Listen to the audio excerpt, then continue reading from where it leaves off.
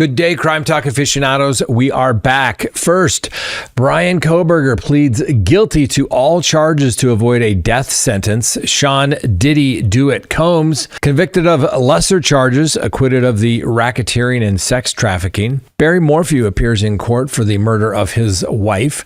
We have an investigation update on the triple homicide there in Washington State, where the alleged murderer is still on the loose. We have This Day in Legal History, our legal quote of the day, and our dumb criminal of the day. Let's talk about it. All right, lawyer.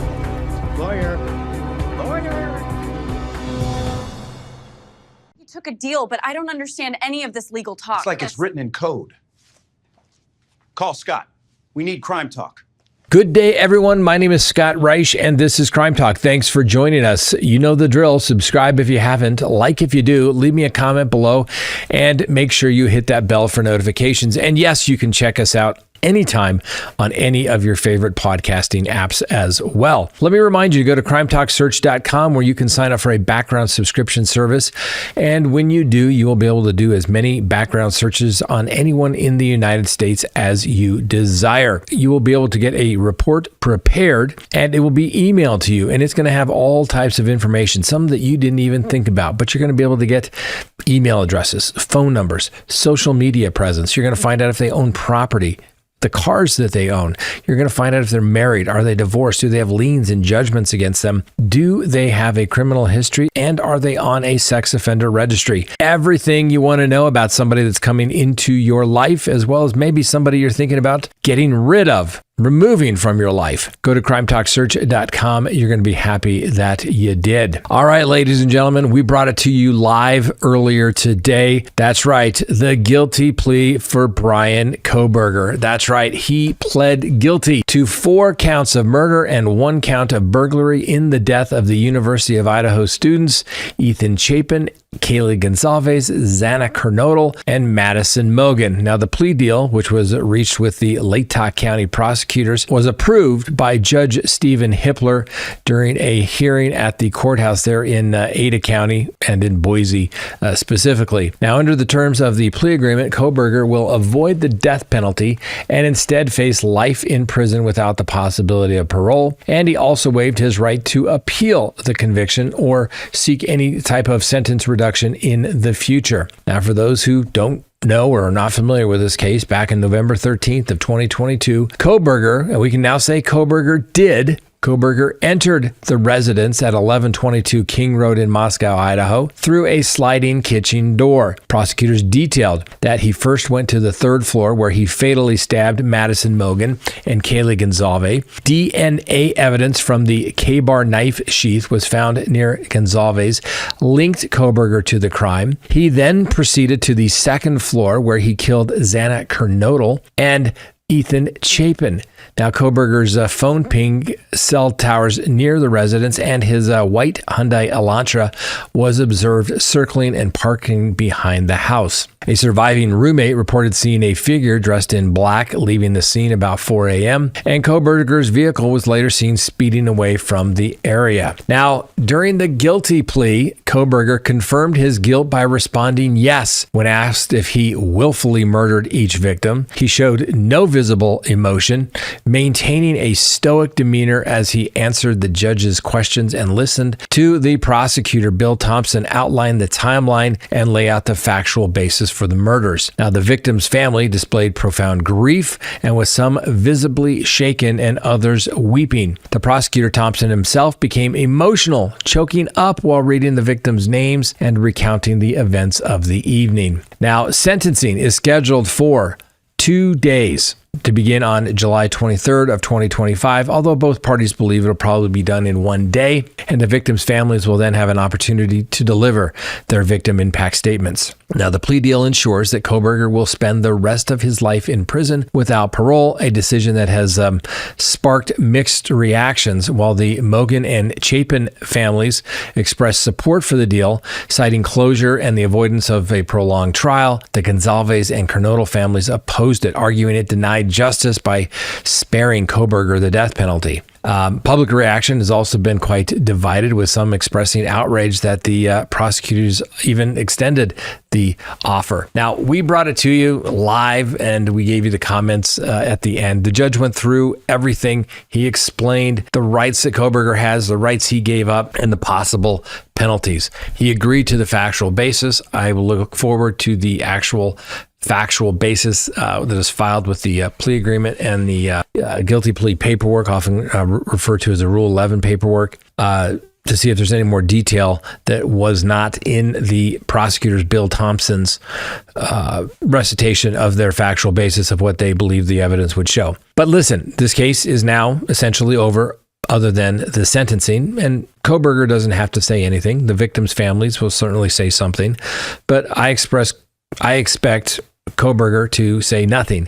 He doesn't have to give a statement in allocution. He doesn't have to provide any reason why he did it. But the fact of the matter is he pled guilty today, and he confessed to committing the quadruple homicide and burglary at that King Road residence, killing 4 young people. Now, there's a lot of people out there that are still just shocked that Kohberger would plead guilty, but he did. He did it because he knew he was going to lose.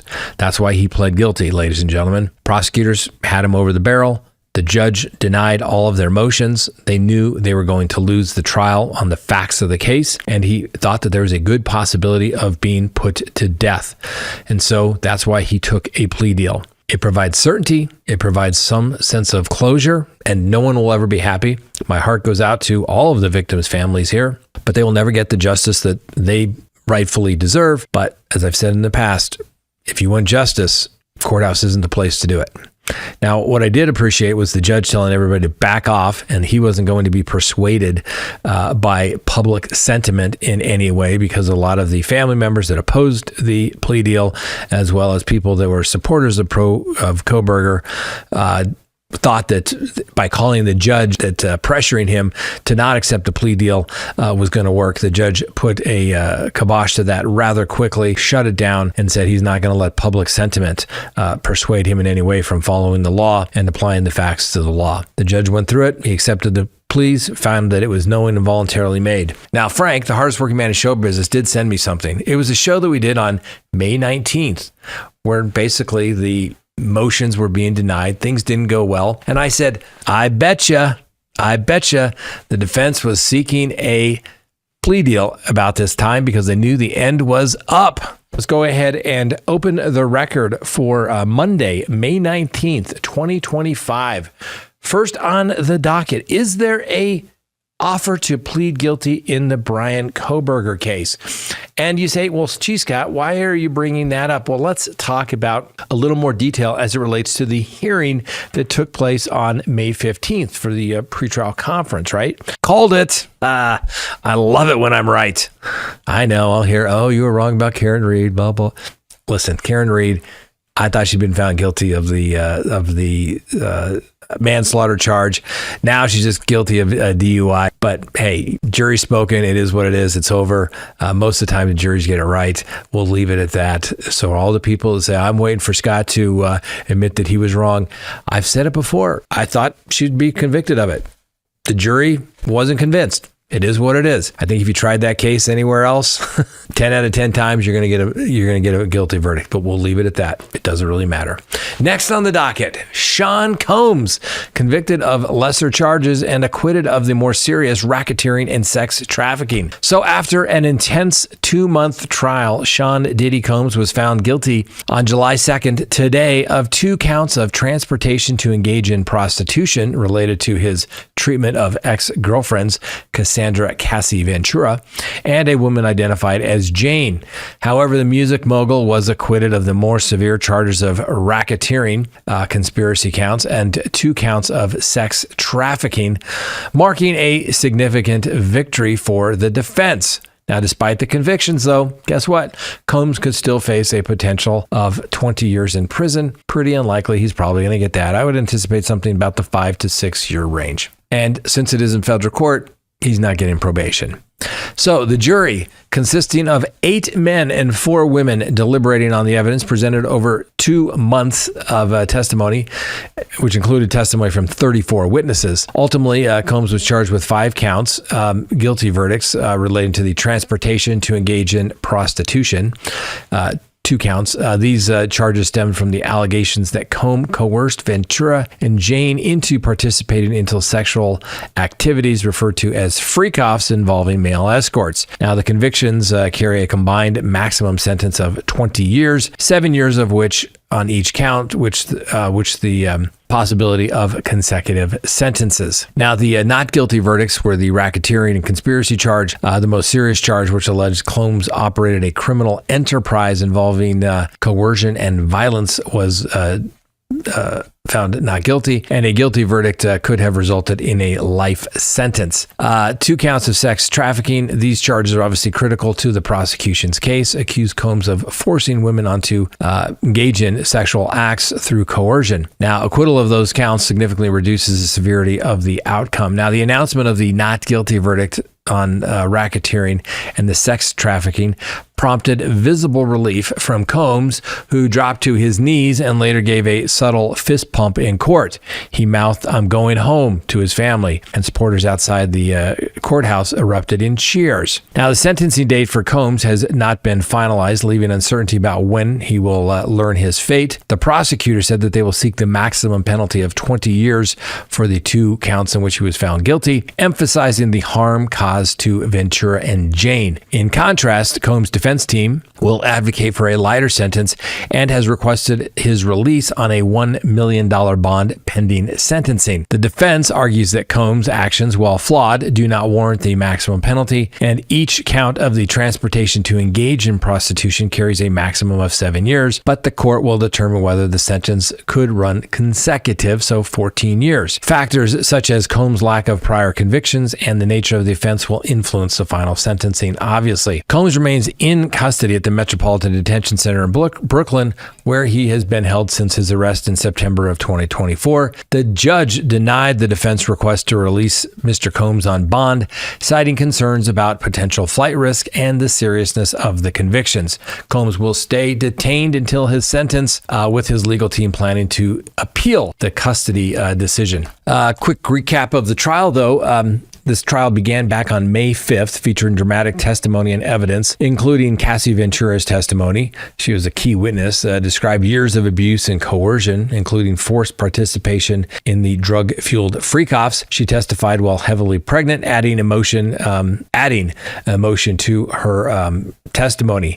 Then we had Jane's allegation. Jane's testified under a pseudonym, recounted similar experiences alleging emotional manipulation and fear of losing financial support from Combs. Evidence from the raids of Combs' residence, both in New York and Miami, included hundreds of bottles of baby oil, lubricants, illegal drugs, and firearms, though these were not directly tied to the counts in which he was found guilty. And while names like Kanye West, who briefly appeared in court, and others surfaced, no celebrities were implicated in any wrongdoing. The prosecution portrayed Combs as a coercive figure who used violence and manipulation to control women, while the defense admitted his flaws as a partner but denied his criminal intent, framing the actions as personal failings rather than organized crime. So what happens next? Obviously, his legal team is going to prepare to argue for leniency at the sentencing hearing, emphasizing his acquittal of the most serious charges and his contributions to the music industry.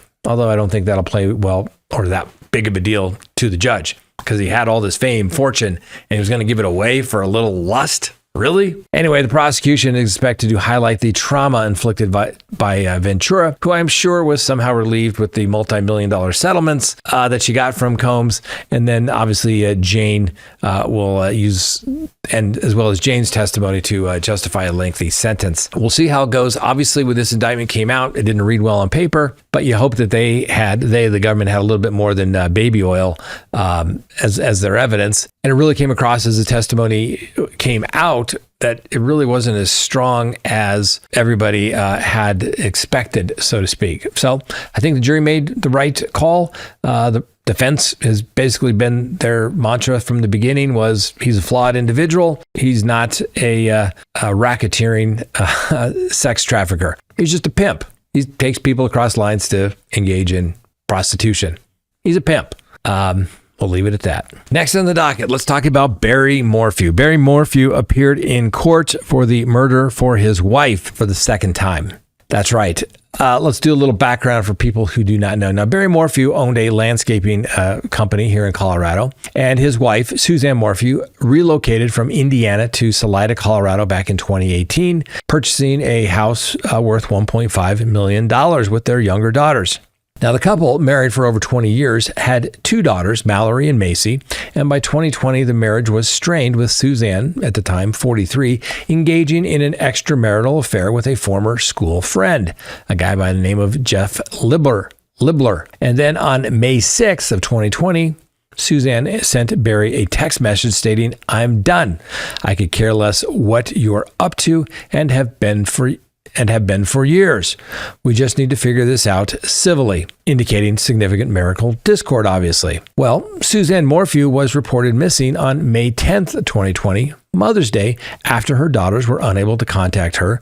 They were alerted by a neighbor who notified the Chaffee County Sheriff's Office, and Barry claimed he left their home early that morning for a landscaping job in Broomfield, Colorado, some 3 hours away. And he stated that Suzanne was asleep and planning a bike ride.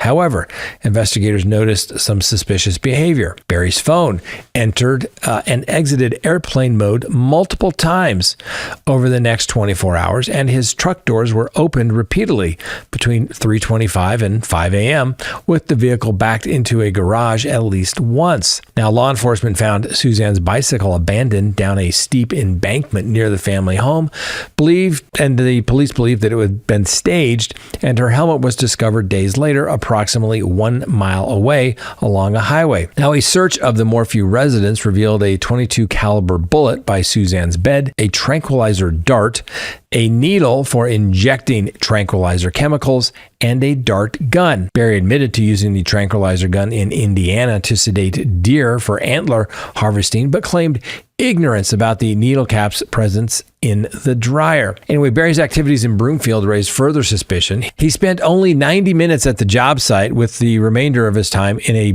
budget hotel room that smelled apparently strongly of chlorine, as reported by the cleaning staff. Surveillance footage captured him making multiple trash disposal trips around Broomfield on May 10th. And during a police interview 2 days after the disappearance, officers observed scratches on Barry's hands and arms. Barry maintained that their marriage was quite harmonious, a claim contradicted by evidence of Suzanne's affair and allegations of prior abusive behavior, including a friend's account of Barry shoving Suzanne into a closet and threatening suicide with a gun. Now, the initial charges of the case were ultimately dismissed. So back in May of 2021, Barry Morphew was charged with first-degree murder, tampering with a deceased human's body, and other offenses related to Suzanne's presumed death, despite the absence of her body being found. His daughters, Mallory and Macy, publicly supported Barry, often appearing with him during that time period. However, the case was dismissed in April of 2022 due to allegations of prosecutorial misconduct, including the failure to disclose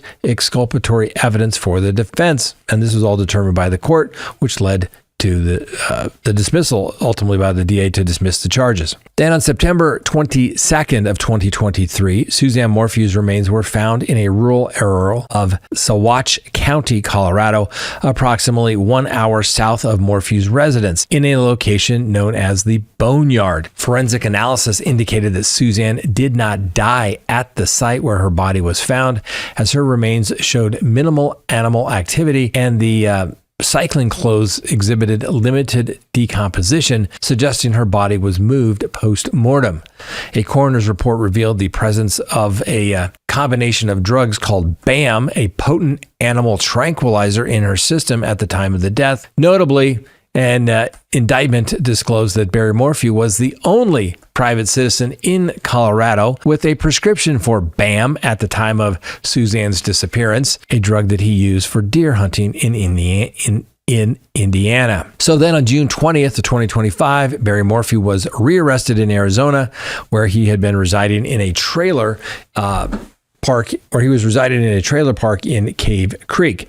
He was charged with first-degree murder and related offenses in connections with Suzanne's death, based upon this new evidence linking BAM to her demise and his exclusive access to the drug. Then on June 24th, 2025, Morphew appeared in Alamosa County Court for a appearance on his return from being extradited back from Colorado. He was ordered to be held in custody with a $3 million bond, with a bail hearing scheduled for September in 2025. Now, during the court appearance, Barry displayed a cheerful demeanor, displayed smiles as one of his daughters in attendance, though only one daughter was present, suggesting maybe a little potential division or maybe something completely innocent. Anyway, the prosecution's case is going to hinge on the presence of this BAM, tranquilizing medicine, in Suzanne's system, and obviously Barry's possession of the drug and the circumstantial evidence from the initial investigation, including his suspicious behavior and the staged appearance of Suzanne's bicycle. No specific cause of death has been established due to the advanced decomposition of Suzanne's remains, and the exact location of her death remains undetermined. But the absence of one of the daughters in the court may indicate a shift in familial support, though neither Mallory nor Macy have publicly commented on these new charges. Suzanne's family, including her sister Melinda, has previously accused Barry of abusive behavior, alleging that Suzanne feared for her safety, and Barry Morphew awaits further legal proceedings while being detained in the Colorado's San Luis Valley. So obviously, Barry Morphew is entitled to the presumption of innocence, and we'll give him that presumption. And as his attorney said, is this the same old evidence, same charge, same results? We'll see. It is charged by an indictment, so there will not be a preliminary hearing. So at the next court date, which will be a status hearing where they'll also address bond, they should just be able to proceed to arraignment, which will start the speedy trial clock, and the case can proceed. Next, an investigation date on the triple homicide in Washington State. So on June 2nd, the sheriff's office in Washington State, where the bodies of Palin Decker, who is age 9, Evelyn Decker, who is only age 8, and Olivia Decker, who is 5, at a counted campground near Rock Island, Leavenworth, which is in Washington. Anyway, the forensic analysis conducted by the Washington State Patrol Crime Lab confirmed that the DNA from blood samples on a truck tailgate and the scene matched DNA from items believed to belong to Travis Decker, the primary suspect, and oh, by the way, the father of those 3 young girls. The state lab indicated that all DNA samples are from a single male individual identified as Decker, and no additional evidence suggests additional suspects. Now, Travis Decker is 32, and he's wanted for the kidnapping and murder of his 3 daughters, who were not returned to their mother for a scheduled visit back on May 30th. Now, the investigation utilized flock cameras and other resources to locate the crime scene, and the cause of death determined by autopsy was suffocation, with the medical examiner estimating the deaths around or about May 30th. Evidence indicates that the victims were bound with zip ties and had plastic bags placed over their heads. And search efforts for Mr. Decker, a former soldier, have been ongoing for over a month there in the Washington Cascades, involving the sheriffs, the marshals, National Park Service, you name it. They've been trying to find him. Drone teams and approximately 25 search and rescue volunteers re-examined the crime scene on June 28th, and a human remains detection dog searched the creeks and drainage areas around there, and the Swift Water Search Team are scheduled to investigate nearby bodies of water as well. Now, no evidence confirms whether Decker is alive or deceased. Hikers reported a lone individual near a lake, and they described as avoiding contact and seemed unprepared for the trail conditions. Tracking teams and police dogs followed a trail to the Ingalls Creek trailhead, though the sighting date was not disclosed. A community alert was issued for the Ingalls Creek and the Valley High areas prior to that report. And court documents reveal that Decker searched online for information on relocating to Canada, including queries about moving and job opportunities between May 26th and May 30th. Now, Decker has been diagnosed with borderline personality disorder and was court ordered to undergo mental health treatment and anger management, which he did not complete. And then in September of 2024, his ex-wife, Whitney Decker, filed a petition to modify their parenting plan, citing his worsening mental health and unstable living conditions, often residing in his truck. Now, there is a reward of $20,000 for information leading to Mr. Decker's arrest, and he is considered armed and dangerous. An online fundraiser for the victim's family has raised approximately $1.26 million, and the investigation remains active, with the authorities committed on locating Decker. Next on the docket, this day in legal history. On July 2nd, 1777, Vermont became the first United States to abolish slavery in its constitution, a landmark legal step in the fight against slavery, influencing later abolitionist laws and criminalizing human trafficking. On July 2nd, 1862, President Abraham Lincoln signed the Morrill Act establishing land grant colleges.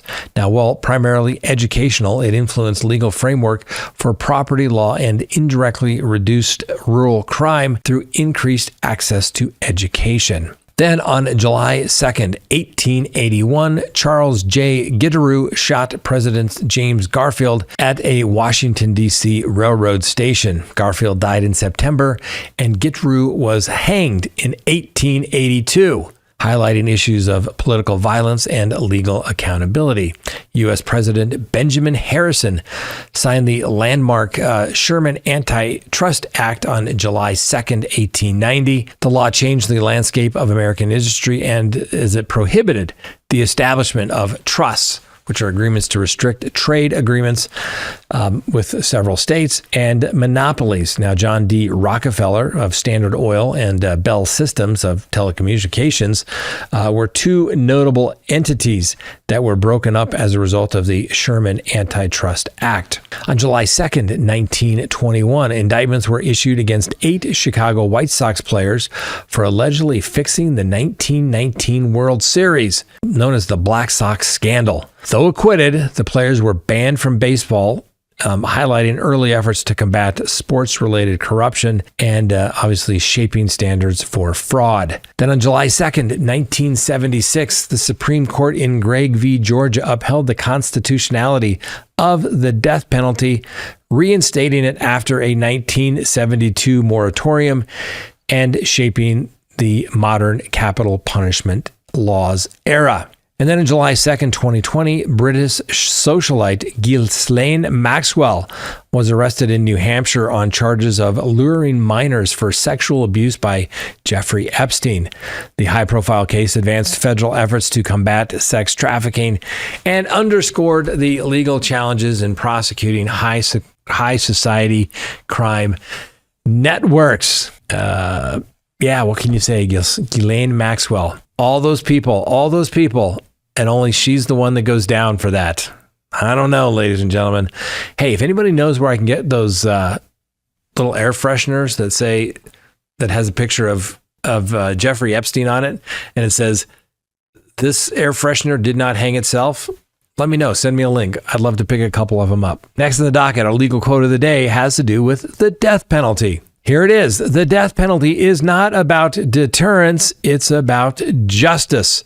An eye for an eye may sound harsh, but when a life is taken with malice, society must draw a line that says some acts are so heinous, they forfeit the perpetrator's right to live among us. Think about that one for a minute. Let that one sink in. And then finally, our dumb criminal of the day.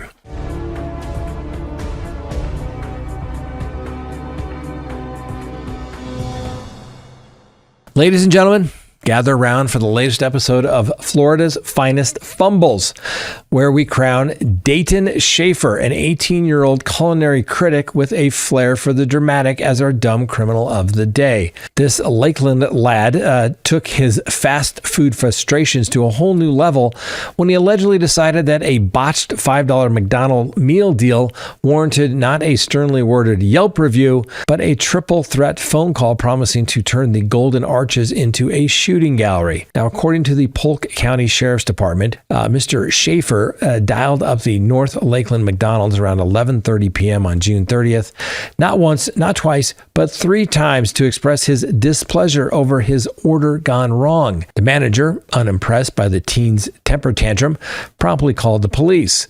And when the deputies tracked down our burger-besotted bandit, Schaefer confessed to the calls, claiming it was just a joke. Spoiler alert, the sheriff's office didn't find the punchline, and neither did the handcuffs that followed. Now facing charges of a false reporting concerning the use of a firearm and misuse of two-way communication devices, potentially a second-degree felony, I might add. Schaefer's McDonald's meltdown has earned him a one-way ticket to the slammer. Let this be a lesson. When life hands you a wrong order, maybe just ask for a refund instead of channeling your inner action movie villain. Congratulations, Dayton. Your $5 fiasco has officially made you the mixed star of today's Dumb Criminal of the Day. Congratulations. You made it. What can you say, ladies and gentlemen? You just can't make this stuff up.